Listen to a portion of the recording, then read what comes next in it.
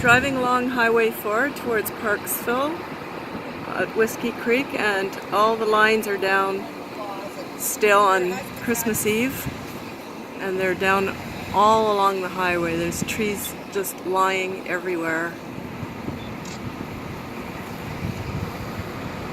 and all the hydro heroes are out working hard, and it's a never-ending. It's gonna take months. It's so bad. Oh my gosh, all the trees are down. And there's, I don't know, dozens of hydro trucks. Dozens. Holy. All the forest is snapped in half. These guys are working their butts off.